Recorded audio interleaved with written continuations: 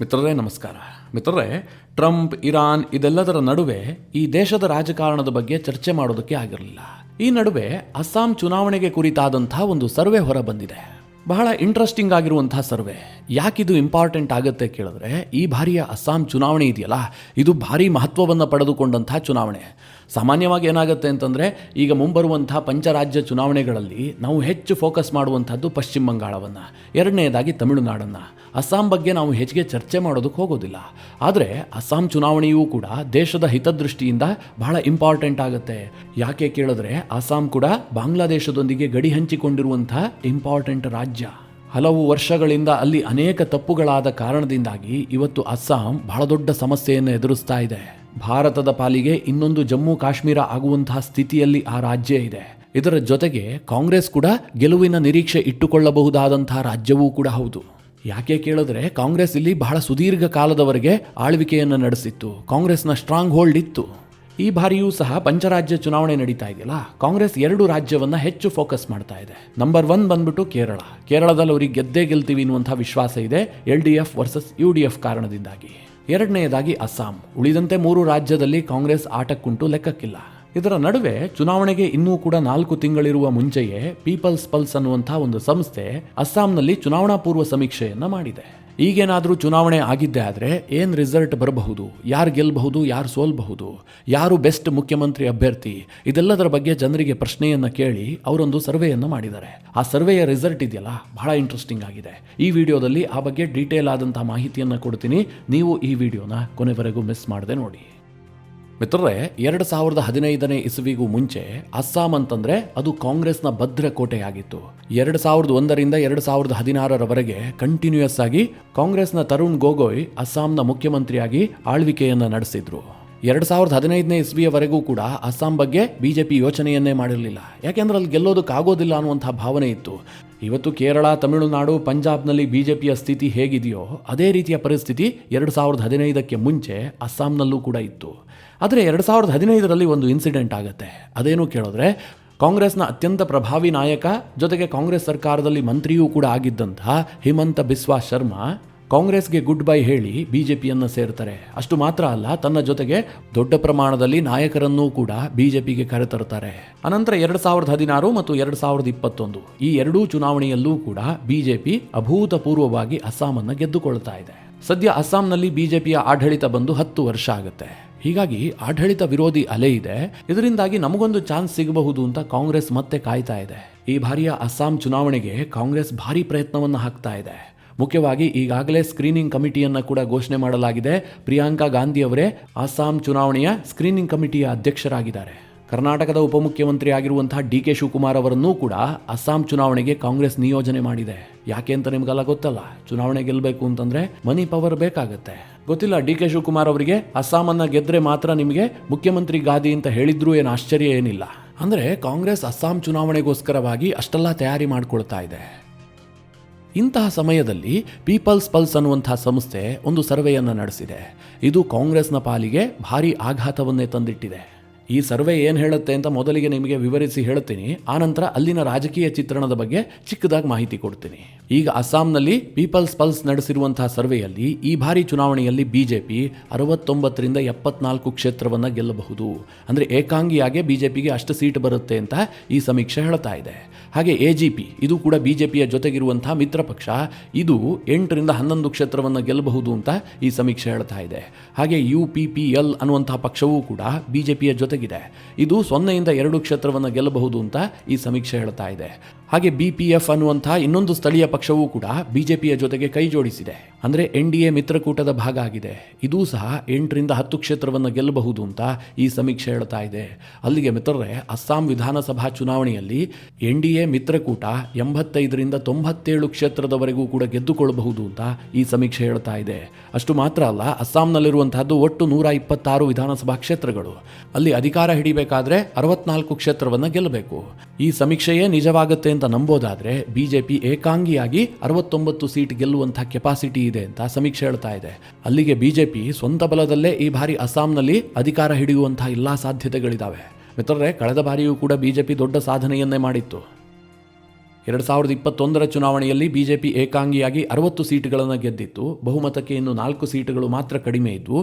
ಆದರೆ NDAಗೆ 75 ಸೀಟುಗಳು ಬಂದ ಕಾರಣದಿಂದಾಗಿ ಬಿಜೆಪಿ ಸುಸೂತ್ರವಾಗಿ ಸರ್ಕಾರವನ್ನು 5 ವರ್ಷಗಳ ಕಾಲವೂ ಕೂಡ ನಡೆಸಿದೆ. ಇನ್ನು ಅಸ್ಸಾಂ ಚುನಾವಣೆಗೆ ಕಾಂಗ್ರೆಸ್ ಇಷ್ಟೆಲ್ಲ ತಯಾರಿ ಮಾಡ್ತಾ ಇದೆಯಲ್ಲ, ಅದರ ಪರಿಸ್ಥಿತಿ ಏನಾಗಬಹುದು ನೋಡಿದ್ರೆ, ಈ ಸಮೀಕ್ಷೆ ಹೇಳ್ತಾ ಇದೆ ಕಾಂಗ್ರೆಸ್ 25ರಿಂದ 29 ಸೀಟ್ಗಳನ್ನು ಗೆಲ್ಲಬಹುದು ಅಂತ. ಹಾಗೆ ಕಾಂಗ್ರೆಸ್ ಜೊತೆಗಿರುವಂತಹ CPM ಪಕ್ಷ 0ಯಿಂದ 1 ಕ್ಷೇತ್ರವನ್ನು ಮಾತ್ರ ಗೆಲ್ಲಬಹುದು. ಹಾಗೆ AJP 0ಯಿಂದ 1 ಕ್ಷೇತ್ರ ಗೆದ್ರೆ RD 1ರಿಂದ 2 ಕ್ಷೇತ್ರವನ್ನು ಗೆಲ್ಲಬಹುದು ಅಂತ ಈ ಸಮೀಕ್ಷೆ ಹೇಳ್ತಾ ಇದೆ. ಅಲ್ಲಿಗೆ ಅಸ್ಸಾಂ ಚುನಾವಣೆಯಲ್ಲಿ ಕಾಂಗ್ರೆಸ್ಗೆ ಬಹಳ ದೊಡ್ಡ ಭ್ರಮನಿರಸನ ಆಗಬಹುದು ಅನ್ನುವಂತಹ ಎಲ್ಲಾ ಲೆಕ್ಕಾಚಾರಗಳು ಕೂಡ ಇದ್ದಾವೆ. ಈ ಸಮೀಕ್ಷೆಯೂ ಕೂಡ ಅದನ್ನೇ ಹೇಳ್ತಾ ಇದೆ. 2021 ಚುನಾವಣೆಯಲ್ಲಿ ಕಾಂಗ್ರೆಸ್ನ ಮೈತ್ರಿಕೂಟ ಒಟ್ಟು 50 ಸೀಟುಗಳನ್ನು ಗೆದ್ದುಕೊಂಡಿತ್ತು. ಹಾಗಾದರೆ ಈ ಬಾರಿ ಕಾಂಗ್ರೆಸ್ಗೆ ಏನು ತೊಂದರೆ ಆಗ್ತಾ ಇದೆ? ಅವರು ನಿರೀಕ್ಷೆ ಇಟ್ಕೊಂಡಿದ್ದಾರೆ ಗೆಲ್ತೀವಿ ಅಂತ. ಆದರೆ ಈ ಸಮೀಕ್ಷೆಗಳು ಹೇಳ್ತಾ ಇದ್ದಾವೆ ಕಳೆದ ಬಾರಿಗಿಂತ ಕಡಿಮೆ ಸೀಟು ಬರುತ್ತೆ ಅಂತ. ಅಂತಹದ್ದೇನಾಗಿದೆ ಕೇಳಿದ್ರೆ, ಮುಖ್ಯವಾಗಿ ಮಿತ್ರರೇ, ಕಾಂಗ್ರೆಸ್ನ ಮಿತ್ರಕೂಟವೇ ಬಹಳ ವೀಕ್ ಆಗಿದೆ.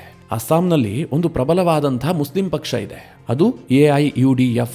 ಇದರ ನಾಯಕ ಬದ್ರುದ್ದೀನ್. ಈ AIUDF ಇದೆಯಲ್ಲ, ಬಹಳ ವರ್ಷಗಳಿಂದಲೂ ಕೂಡ ಕಾಂಗ್ರೆಸ್ ಜೊತೆಗಿತ್ತು. ನಿಮಗೆಲ್ಲ ಗೊತ್ತೇ ಇದೆ, ಅಸ್ಸಾಂನಲ್ಲಿ ಬಹಳ ದೊಡ್ಡ ಮುಸ್ಲಿಂ ಪಾಪ್ಯುಲೇಷನ್ ಇದೆ. ಹೀಗಾಗಿ AIUDF ಕಾರಣದಿಂದಾಗಿ ಕಾಂಗ್ರೆಸ್ಗೂ ಕೂಡ ಮುಸ್ಲಿಂ ವೋಟ್ ಬರ್ತಾ ಇತ್ತು. ಈ ಮುಸ್ಲಿಂ ವೋಟ್ ಚೆದರ್ತಾ ಇರಲಿಲ್ಲ. ಈ ಬಾರಿ AIUDF ಕಾಂಗ್ರೆಸ್ನಿಂದ ಹೊರ ನಡೆದಿದೆ. ಅದು ಏಕಾಂಗಿಯಾಗಿ ಸ್ಪರ್ಧೆ ಮಾಡೋದಕ್ಕೆ ನಿರ್ಧಾರ ಮಾಡಿದೆ. ಹೀಗಾಗಿ ಮುಸ್ಲಿಂ ವೋಟ್ಗಳು ಚದರಿ ಹೋಗುತ್ತೆ. ಒಂದು ಅರ್ಧ AIUDFಗೂ ಹೋಗಬಹುದು, ಇನ್ನರ್ಧ ಕಾಂಗ್ರೆಸ್ಗೂ ಬರಬಹುದು. ಇದರ ಜೊತೆಗೆ ಅಸಾದುದ್ದೀನ್ ಓವೈಸಿಯೂ ಕೂಡ ಅಸ್ಸಾಂ ಚುನಾವಣೆಯ ಬಗ್ಗೆ ಬಹಳ ಫೋಕಸ್ ಮಾಡ್ತಾ ಇದ್ದಾರೆ. ಹೀಗಾಗಿ ಇದೆಲ್ಲವೂ ಕೂಡ ಬಿಜೆಪಿಗೆ ವರವಾಗುವಂಥ ಎಲ್ಲ ಸಾಧ್ಯತೆಗಳಿದ್ದಾವೆ. ಅದನ್ನೇ ಈ ಸಮೀಕ್ಷೆಯೂ ಕೂಡ ಹೇಳ್ತಾ ಇದೆ. ಇದರ ಜೊತೆಗೆ ಹಾಲಿ ಮುಖ್ಯಮಂತ್ರಿ ಹಿಮಂತ ಬಿಸ್ವಾ ಶರ್ಮಾ ಇದ್ದಾರಲ್ಲ, ಇವರು ಈ ಅಸ್ಸಾಂನಲ್ಲಿರುವಂತಹ ಮುಸ್ಲಿಮರಿದ್ದಾರಲ್ಲ, ಅವರ ನಡುವೆಯೇ ಒಂದು ಕಿಡಿ ಹಚ್ಚಿದ್ದಾರೆ. ಅದೇನು ಕೇಳಿದ್ರೆ, ಈ ಅಸ್ಸಾಂನಲ್ಲಿ ಬಹುಪಾಲು ಇರುವಂತಹದ್ದು ಬಂಗಾಳಿ ಮುಸ್ಲಿಮರು. ಬಹುತೇಕರು ಬಾಂಗ್ಲಾದೇಶದಿಂದ ವಲಸೆ ಬಂದು ಅಸ್ಸಾಂನಲ್ಲಿ ನೆಲೆಸಿದ್ದಾರೆ. ಅವರೆಲ್ಲರೂ ಕೂಡ ಈಗ ಅಸ್ಸಾಂನವರೇ ಆಗಿ ಹೋಗಿದ್ದಾರೆ. ಈ ಬಂಗಾಳಿ ಮುಸ್ಲಿಮರ ಕಾರಣದಿಂದಾಗಿ ಅಸ್ಸಾಂನಲ್ಲಿರುವಂತಹ ಮೂಲ ಮುಸ್ಲಿಮರಿದ್ರಲ್ಲ, ಅವರಿಗೆ ಅನ್ಯಾಯ ಆಗ್ತಾ ಇದೆ. ಅವರಿಗೆ ಸರಿಯಾದಂತಹ ಪ್ರಾತಿನಿಧ್ಯತೆ ಸಿಗ್ತಾ ಇಲ್ಲ. ಇದನ್ನ ಮೂಲ ಮುಸ್ಲಿಂ ನಿವಾಸಿಗಳಿಗೆ ಕನ್ವೆ ಮಾಡಿಸುವಲ್ಲಿ ಹಿಮಂತ ಬಿಸ್ವಾ ಶರ್ಮಾ ಯಶಸ್ವಿಯಾಗಿದ್ದಾರೆ. ಇದೂ ಸಹ ಕಾಂಗ್ರೆಸ್ಗೆ ಬಹಳ ದೊಡ್ಡ ಹೊಡೆತ ಕೊಡುವಂತಹ ಚಾನ್ಸಸ್ ಇದೆ. ಅಂದರೆ ಮುಸ್ಲಿಮ್ಸ್ ಎಲ್ಲರೂ ಕೂಡ ಹಿಮಂತ ಬಿಸ್ವಾ ಶರ್ಮಾಗೆ ವೋಟ್ ಹಾಕ್ತಾರೆ ಅಂತ ಹೇಳೋದಿಲ್ಲ, ಅದು ವೋಟ್ ವಿಭಜನೆಗೆ ಕಾರಣ ಆಗಬಹುದು ಅಂತ. ಇದರ ಜೊತೆಗೆ ಅಸ್ಸಾಂನಲ್ಲಿ ಹಿಂದೂ ವರ್ಸಸ್ ಮುಸ್ಲಿಂ ರಾಜಕಾರಣ ಬಹಳ ದೊಡ್ಡ ಪ್ರಮಾಣದಲ್ಲಿ ನಡೆಯುತ್ತೆ. ಅದನ್ನು ಬಹಳ ಯಶಸ್ವಿಯಾಗಿ ನಿಭಾಯಿಸ್ತಾ ಇದ್ದಾರೆ ಈ ಹಿಮಂತ ಬಿಸ್ವಾ ಶರ್ಮಾ. ಅಲ್ಲಿನ ಸಮಾಜದಲ್ಲಿ ಬಹಳ ವರ್ಷಗಳಿಂದ ಕಾಡ್ತಾ ಇದ್ದಂತಹ ಕೆಲ ಸಮಸ್ಯೆಗಳಿಗೆ ಹಿಮಂತ ಬಿಸ್ವಾ ಶರ್ಮಾ ಬ್ರೇಕ್ ಹಾಕಿದ್ದಾರೆ. ಅದರಲ್ಲಿ ಮುಖ್ಯವಾಗಿ ಏನು ಕೇಳಿದ್ರೆ, ಮುಸ್ಲಿಂ ಸಮುದಾಯದಲ್ಲಿದ್ದಂತಹ ಬಹುಪತ್ನಿತ್ವ ಪದ್ಧತಿ ಏನಿತ್ತು ಅದನ್ನು ಬ್ಯಾನ್ ಮಾಡಿದ್ದಾರೆ. ಅಲ್ಲಿ ಡಿವೋರ್ಸ್ ಕಡ್ಡಾಯ. ಇಂತಹ ಅನೇಕ ನಿರ್ಧಾರಗಳನ್ನು ತಂದು ಹಿಮಂತ ಬಿಸ್ವಾ ಶರ್ಮಾ ಅಲ್ಲಿನ ಹಿಂದೂಗಳ ಮನ ಗೆದ್ದಿದ್ದಾರೆ. ಹೀಗಾಗಿ ಹಿಂದೂ ವೋಟ್ ಬ್ಯಾಂಕ್ ಕಂಪ್ಲೀಟ್ ಆಗಿ ಬಿಜೆಪಿಯ ಜೊತೆಗೆ ಕನ್ಸಾಲಿಡೇಟ್ ಆಗಿದೆ. ಇದೇ ಕಾರಣದಿಂದಾಗಿ ಅಸ್ಸಾಂನಲ್ಲಿ ಬಿಜೆಪಿ ಮತ್ತೊಮ್ಮೆ ರಿಪೀಟ್ ಮಾಡುತ್ತೆ, 3ನೇ ಬಾರಿಗೂ ಕೂಡ ಅಧಿಕಾರಕ್ಕೆ ಬರುತ್ತೆ ಅಂತ ಈ ಸಮೀಕ್ಷೆಗಳು ಪ್ರೆಡಿಕ್ಟ್ ಮಾಡ್ತಾ ಇದ್ದಾವೆ. ಇನ್ನು ಈ ಸಮೀಕ್ಷೆಯಲ್ಲಿ ಯಾರು ಮುಖ್ಯಮಂತ್ರಿ ಆಗಬೇಕು ಅಂತ ಕೂಡ ಪ್ರಶ್ನೆ ಕೇಳಲಾಗಿತ್ತು. ಬಿಜೆಪಿಯಿಂದ 2 ಕ್ಯಾಂಡಿಡೇಟ್ಗಳ ಹೆಸರನ್ನು ಕೂಡ ಉಲ್ಲೇಖ ಮಾಡಲಾಗಿತ್ತು. ಮೊದಲನೇದಾಗಿ ಹಾಲಿ ಮುಖ್ಯಮಂತ್ರಿ ಹಿಮಂತ ಬಿಸ್ವಾ ಶರ್ಮಾ, ಎರಡನೇದಾಗಿ ಸರ್ಬಾನಂದ ಸೋನೆವಾಲ್. 2016ರಿಂದ 2021ರವರೆಗೆ ಅಸ್ಸಾಂನಲ್ಲಿ ಮುಖ್ಯಮಂತ್ರಿ ಆಗಿದ್ರು. ಹಾಲಿ ಇವರು ಕೇಂದ್ರದಲ್ಲಿ ಸಚಿವರಾಗಿಯೂ ಕೂಡ ಕೆಲಸ ಮಾಡ್ತಾ ಇದ್ದಾರೆ. ಇವರಿಬ್ಬರ ಹೆಸರನ್ನು ಕೂಡ ಈ ಸಮೀಕ್ಷೆಯಲ್ಲಿ ಉಲ್ಲೇಖ ಮಾಡಲಾಗಿತ್ತು. ಹಾಗೆ ಕಾಂಗ್ರೆಸ್ನಿಂದ ಗೌರವ್ ಗೊಗೊಯ್ ಹೆಸರನ್ನು ಕೂಡ ಸೂಚಿಸಲಾಗಿತ್ತು. ಅದಕ್ಕೆ ಜನ ಏನು ಉತ್ತರ ಕೊಟ್ಟಿದ್ದಾರೆ ಕೇಳಿದ್ರೆ, ಒಟ್ಟು ಸರ್ವೆಯಲ್ಲಿ ಭಾಗಿಯಾದಂತಹ 30% ಜನ ನಮಗೆ ಹಿಮಂತ ಬಿಸ್ವಾ ಶರ್ಮಾ ಅವರೇ ಮುಖ್ಯಮಂತ್ರಿಯಾಗಿ ಮುಂದುವರಿಬೇಕು ಅಂತ ಹೇಳಿದ್ದಾರೆ. ಇನ್ನು 28% ಜನ ಸರ್ಬಾನಂದ ಸೋನೆವಾಲ್ ಪರವಾಗಿ ಮತ ಹಾಕಿದ್ದಾರೆ. ಕೇವಲ 27% ಜನ ಮಾತ್ರ ಗೌರವ್ ಗೊಗೊಯ್ಗೆ ಮತ ನೀಡಿದ್ದಾರೆ.